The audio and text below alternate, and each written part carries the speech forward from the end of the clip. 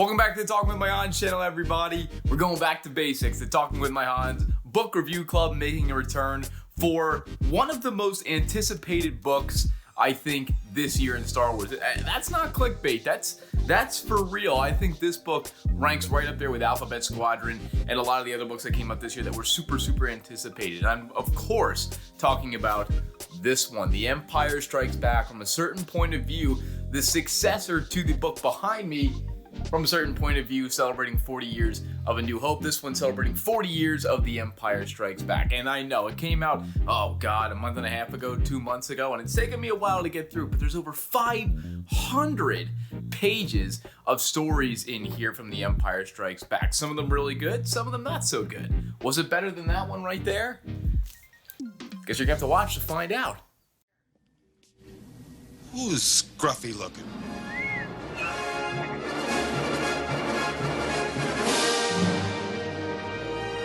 If you're new to the Talking with My Hans channel, welcome. I'm so glad you stopped by. We do all sorts of fun Star Wars videos, from essays to reviews to Squadrons gameplay. I tried to do it all, so if you're into any of that, feel free to hit the subscribe button and stay updated. But like I said, we're talking about The Empire Strikes Back from a certain point of view on today's episode of the Talking with My Hans book review club. This is obviously the successor to the first From a Certain Point of View book from 2017 that celebrated 40 years of A New Hope, with 40 stories from side characters set during the movie. The Empire Strikes Back from a certain point of view is the exact same thing. In honor of the 40th anniversary of the movie this year, 40 authors covered 40 characters, some you know and some you don't, from around the settings in the movie. I loved the first From a Certain Point of View book. It was really something new and fun to read through, and each story felt different and unique, but all sort of had this ethereal connective tissue.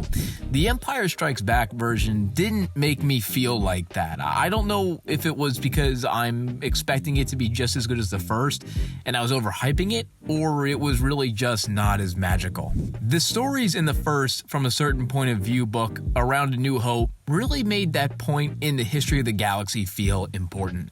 From a Certain Point of View made Zero ABY feel like the pivotal flashpoint in time that it was. Every story sort of helped support this Force-destined journey that the main characters were on. With The Empire Strikes Back from a certain point of view, I didn't really get that feeling. It might not have been the book's fault either. The Empire Strikes Back is not as sprawling as A New Hope. It's a more intimate story, and there's a lot less attention to the background and more attention to the characters going through hardship. There's also just a lot less iconic background characters from The Empire Strikes Back like there were in A New Hope. Sure, you have some iconic ones like Wilro Hood or Admiral Piett or Boba Fett, but there just isn't the same amount like there are in A New Hope. Because of this, I thought that there was an overabundance of certain stories. Especially in the first 20 or so stories, there were a lot focused on some of the creatures' thoughts. The Wampa, Tauntauns, and even the giant space worm, or Exogorth if you're a nerd.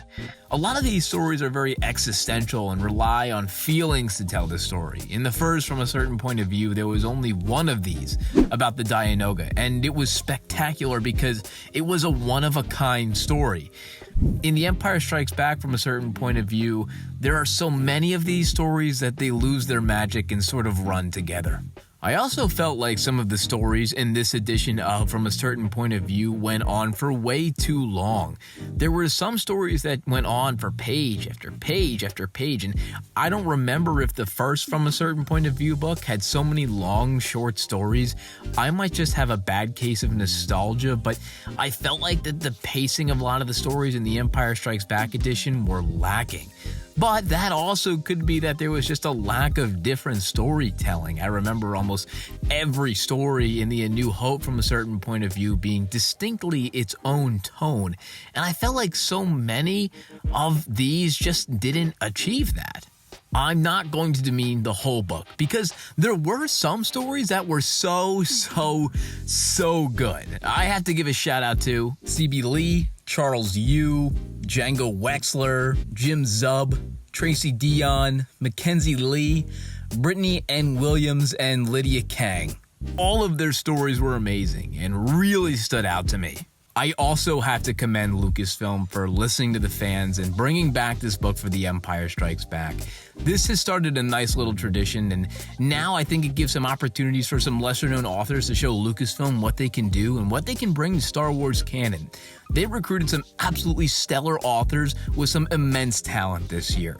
And I really can't thank all of these authors and Del Rey Publishing enough for putting another one of these books together, because now I'm really looking forward to seeing what they can do for Return of the Jedi in 2023. So my final verdict for The Empire Strikes Back from a certain point of view. This edition was absolutely not as good as the first one, but it really wasn't the book's or the author's fault.